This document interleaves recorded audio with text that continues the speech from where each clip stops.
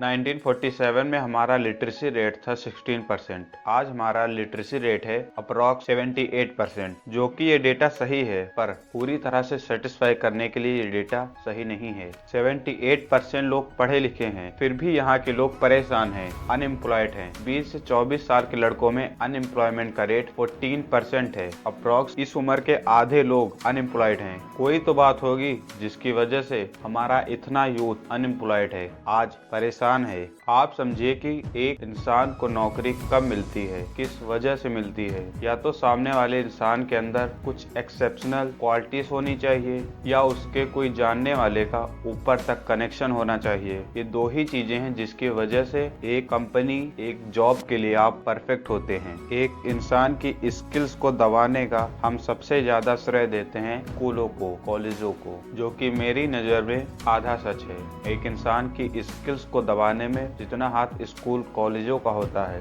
उतना ही उसके इन्वायरमेंट के इकोसिस्टम का होता है। ये प्रॉब्लम सिर्फ स्कूल कॉलेजों तक सीमित नहीं है, ये प्रॉब्लम पूरे इकोसिस्टम की है। अगर मैं आपसे अभी पूछूं कि आपको अपने फ्यूचर में क्या करना है, क्या बनना है, तो आप में से 90% लोगों का जवाब होगा doctor, engineer, MBA, government job. अब आप सोचिए, ये शब्द क्या आपके थे? आपने ये सोचा था कि आप यही करेंगे, आपको यही बनना है? क्या इसके अलावा और कोई ऑप्शन नहीं है? एक नहीं बल्कि ढेरों ऑप्शन आपके पास भरे पड़े हैं। आप मैथमेटिशियन बन सकते हैं, जियोलॉजिस्ट बन सकते हैं, आर्कियोलॉजिस्ट बन सकते हैं, इन्वायरमेंटलिस्ट बन सकते हैं, साइकोलॉजिस्ट बन सकते हैं। इतिहास में आपको दिलचस्पी है तो आप हिस्टोरियन बन सकते हैं। अगर आप चाहते हैं न्यूज सेक्टर सही नहीं है, आप जर्नलिज्म में जा सकते हैं। आपके पास ढेरों ऑप्शन हैं जो आप कर सकते हैं। 3 इडियट आज तक की सबसे ब्लॉकबस्टर मूवी है। उस मूवी में चीख चीख कर बताया जा रहा है कि अपने पैशन को फॉलो करो। अगर आप ये सोचते हैं कि इस काम में स्कोप नहीं है, इतना पैसा नहीं है, और ये सोचकर आप वो काम छोड़ देते हैं, दूसरा काम करने लगते हैं जिसमें ज्यादा अर्निंग है, तो सच में आप उसमें उतना कमा ही नहीं पाएंगे। एक चाय वाला है जिसके पास बिल गेट्स अभी गए थे चाय पीने के लिए, वो आज उतना कमा रहा है जितना उसने सोचा भी नहीं होगा। एक पान वाला है जिसके पानों की कीमत हजारों में होती है, उसके हाथ के पान बड़े बड़े लोग ऑर्डर करते हैं। अब मैं ये नहीं बोल रहा कि आप चाय बेचो, पान बेचो, उस तरह के काम करो जिसमें तुम्हारा इंटरेस्ट है। जैसे मैंने अभी बात की थी, एक बच्चे की स्किल को किल करने में पूरा योगदान स्कूल का नहीं होता, उसके इन्वायरमेंट का भी उस पर बहुत बड़ा प्रभाव पड़ता है। वो कैसे जान लेते हैं। मानिए एक बच्चे का जन्म होता है, अगर वो लड़का हुआ तो इंजीनियर बनेगा, अगर वो लड़की हुई तो डॉक्टर। हमारे समाज में ऐसी अवधारणा सेट है। अगर कुछ का ये नहीं होता तो हमारा बेटा गवर्नमेंट जॉब करेगा। बच्चे ने जन्म लिया, उसने अभी बोलना तक नहीं सीखा, तुम कौन हो अभी वो ये नहीं पहचानता, और आप उसका फ्यूचर सेट कर दिए। अब वो बच्चा धीरे धीरे बड़ा होता है और उसका इंटरेस्ट एक ऐसी फील्ड में जाता है जिस फील्ड के बारे में उसके पेरेंट्स को कुछ नहीं पता। वो सोचते हैं ऐसी फील्ड सिर्फ बकवास लोग ही लेते हैं, उस फील्ड के बारे में उनको ज्यादा नॉलेज ही नहीं। चलिए मानते हैं वो लड़का आर्कियोलॉजिस्ट बनना चाहता है, कॉमेडियन बनना चाहता है, हिस्टोरियन बनना चाहता है। वो अपने पेरेंट्स से जाकर बोलेगा कि मुझे ये करना है, तो उसके पेरेंट्स बोलेंगे ये भी कोई काम होता है, कोई जरूरत नहीं, तुम्हें ये नहीं बल्कि ये करना है। और मानिए किसी तरह वो लड़का हिम्मत करके अपने पेरेंट्स से बोल भी देता है कि मुझे यही करना, आप जो बोल रहे हैं मुझे ये वो नहीं करना, तो उसके पेरेंट्स क्या बोलेंगे, जाओ फिर करो अपने मन का, कुछ होगा तो मुझसे मत बोलना। अब वहाँ पर वो लड़का अकेला पड़ जाता है और ये सोचने लगता है कि कहीं वो गलत तो नहीं कर रहा, और मैक्सिमम लोग उस हड़बड़ाहट में अपना पैशन छोड़ देते हैं और जो पेरेंट्स बोल रहे होते हैं वो करने लगते हैं। यहाँ पर पेरेंट्स और बच्चों को दोनों को ये चीज समझनी चाहिए कि चाहे पेरेंट्स हो चाहे बच्चा हो, दोनों लोग हर बार सही नहीं हो सकते। पेरेंट्स को समझना चाहिए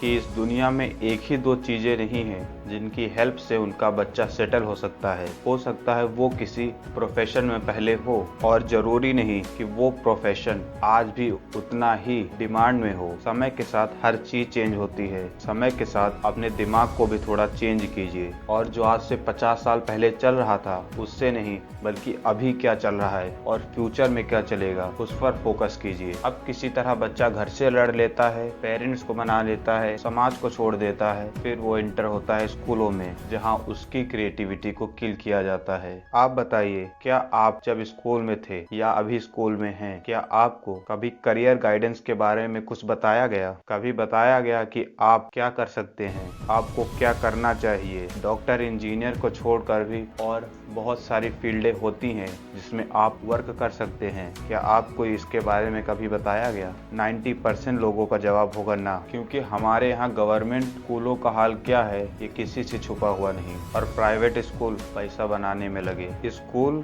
ज्ञान की देवी है और देवी के साथ धंधा नहीं किया जाता, पर ये बात मैक्सिमम प्राइवेट स्कूलों को समझ ही नहीं आती। प्राइवेट स्कूलों का मोटिव सिर्फ एक है, पैसा कमाना। और पैसे कैसे आएंगे? जब बच्चों के पेरेंट्स सेटिस्फाइड होंगे। और बच्चों के पेरेंट्स कैसे सेटिस्फाइड होंगे? मार्क्स से। एक स्कूल जितने टॉपर्स निकाल देगा उसके स्कूल में उतने ही ज्यादा बच्चे आएंगे, और जितने बच्चे आएंगे उतना ही इनका धंधा चलेगा। यहाँ पर सारा खेल है धंधे का, पैसे का। क्योंकि अगर एक स्कूल ये सोचता है कि उसके स्कूल के पढ़े बच्चे बहुत ही बेहतरीन जगहों पर वर्क करें, खुद का स्टार्टअप बिल्ड करें, बहुत रिस्पेक्टफुल और पावरफुल पर्सन बने, अगर कोई स्कूल ये सोचता है तो इसका रिजल्ट उसको शॉर्ट टर्म में तो नहीं मिलेगा। इसको सच होने में कम से कम 20 से 25 साल तो जरूर लगेंगे। और वहीं पर अगर आप बच्चों को रटवा कर अच्छे नंबर दिलवा दो तो उनके पेरेंट्स भी खुश होंगे और उनके स्कूल में ज्यादा बच्चे भी आएंगे। पर इसके लिए बच्चे की बलि दी जा रही है,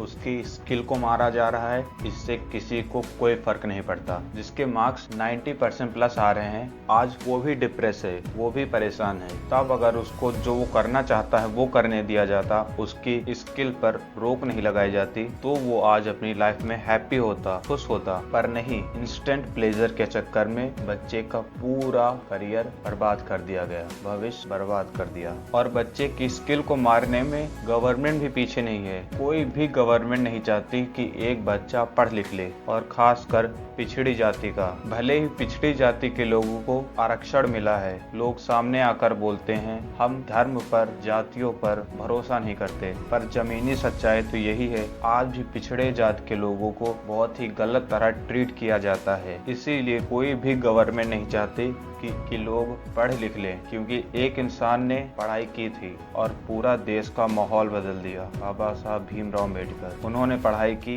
बना दिया संविधान, पिछड़ी जात के लोगों को दिलवा दिया हक। अगर आप पढ़ लिख लोगे तो आप सवाल करोगे, और एक पढ़े लिखे इंसान को आप चिल्लाकर बैठा नहीं सकते। अगर एक पढ़ा लिखा इंसान तर्क कर रहा है तो आपको तर्कपूर्व का उत्तर देना होगा। आप चिल्लाकर उसको चुप नहीं करा सकते। Right to speech, right to freedom हमारे कॉन्स्टिट्यूशन में है, पर अगर आपको इसके बारे में पता ही नहीं तो कोई भी आएगा और आपको मूर्ख बनाकर चला जाएगा। इसीलिए कोई गवर्नमेंट नहीं चाहती आप पढ़ो, समझदार हो, क्योंकि जितना तुम अनपढ़ होगे उतना तुमको धर्म पर लड़वाना आसान होगा। और जिसको लगता है कि एक दिन धर्म की लड़ाई बंद हो जाएगी, जिस दिन धर्म की लड़ाई बंद होगी उस दिन जाति पात पर लड़ाई होगी, जातियों पर दंगे होंगे। क्योंकि जिस देश का 80% युवा पढ़ा लिखा हो और उसके बाद भी वो धर्म जातियों पर लड़े, ये एक गवार की निशानी है। अगर मैं अपनी बात करूं तो मुझे दिल्ली के स्कूल सबसे सही लगते हैं। हालांकि मैं कभी गया नहीं दिल्ली के स्कूलों में, पर जितना सुना है उस तरह से दिल्ली के जैसे स्कूल पूरे देश में होने चाहिए अगर हमें डेवलप करना है, अगर हम चाहते हैं कि हमारे बच्चे सुसाइड न करें। अभी शायद सितंबर या अक्टूबर 2023 की बात है, लखनऊ में एक बच्चे ने सुसाइड कर ली। सिर्फ वो 9th क्लास में पढ़ता था, सिर्फ पढ़ाई की वजह से उसको मार्क्स पर परेशान किया जा रहा था। इसलिए जैसे हमने वीडियो के पहले बात की थी, इंजीनियर, डॉक्टर, गवर्नमेंट जॉब, इनके अलावा भी और बहुत सारी प्रोफेशन होते हैं जिसमें आप आंख बंद करके पैसा कमा सकते हैं, आप उसमें खुश भी रहेंगे। आप ये सोचिए, कोई भी जॉब है, आप उसके लिए प्रिपेयर कर रहे हैं, तो और कितने लोग होंगे जो उसी एक पर्टिकुलर जॉब के लिए प्रिपेयर कर रहे होंगे। अगर आप कोई रेस दौड़ रहे हैं और आपके साथ स्टार्टिंग लाइन पर 500-600 लोग हैं और विनर सिर्फ एक होगा, तो आप खुद प्रोबेबिलिटी निकाल कर देख लीजिए कि आपके जीतने के चांसेस कितने हैं। इसीलिए मैं तो बोल रहा हूं कि आप अदर फील्डों के बारे में भी रिसर्च कीजिए, उनके बारे में पढ़िए, उनके बारे में देखिए, और आप जिस भी चीज को अपना सबसे ज्यादा टाइम देंगे उस चीज में आपको इंटरेस्ट हो जाएगा। और वैसे भी पढ़ लो तो ठीक, ना पढ़ पाओ तो पॉलिटिक्स में आ जाओ। वैसे भी क्योंकि सारे पॉलिटिशियन तो लूट रहे हैं लोगों को, ना उनको गरीब की चिंता है, ना उनकी जान की चिंता है, ना उनकी फसल की चिंता है, ना उनके स्वास्थ्य की, ना ढंग की एजुकेशन की, गरीब की इस देश में किसी को भी चिंता नहीं। चिंता है सिर्फ बड़े बड़े लोगों की। अगर आप कोई भी जॉब करनी है तो आपकी कुछ न कुछ क्वालिफिकेशन देखी जाती है, भले ही 8th पास हो, 10th पास हो या 12th पास हो। इवन 8th पास भी कुछ जॉबें होती हैं जिनमें देखा जाता है अगर आप 8वीं पास हो तो आप वो काम कर सकते हो। पर अगर आपको शिक्षा मंत्री बनना है, एजुकेशन मिनिस्टर बनना है, तो आप अनपढ़ भी हो तो कोई फर्क नहीं पड़ता, आप बन सकते हो। वो इंसान कृषि मंत्री है जिसने आज तक हल भी नहीं उठाया, जिसने आज तक खेत में जाकर फसल नहीं काटी। वो प्रधानमंत्री है जो आज तक कभी स्कूल ही नहीं गया। तो वीडियो को समाप्त करते हैं। आखिर आपने इस वीडियो में क्या समझा, क्या सीखा? एक बच्चे के अनएम्प्लॉयड होने में कहीं न कहीं हर इंसान का बराबर कंट्रीब्यूशन होता है। यूपी में जो कांस्टेबल भर्ती होने वाली थी उसमें लगभग 48 लाख लोगों का फॉर्म आया है। आप ऐसे सेक्टरों के बारे में खोजिए जिनमें कंपटीशन कम है, कंपटीशन नहीं बल्कि आपका इंटरेस्ट उसमें हो, ऐसी चीज़ों के बारे में खोजिए और वो कीजिए। और पेरेंट्स को भी समझना होगा कि आप हर बार सही नहीं हो सकते। आपके ज़माने में कंडीशन हालात कुछ और थे, आज हालात कंडीशंस कुछ और हैं। और स्कूल वालों तुम सुधर जाओ, क्योंकि जब तक देश की गद्दी पर देश को बेचने वाले बैठे हैं तुम्हारा धंधा तभी तक चलेगा। जिस दिन एक सच्चा नेता आया उस दिन तुम सब रोड पर भीख मांगोगे। Thank you.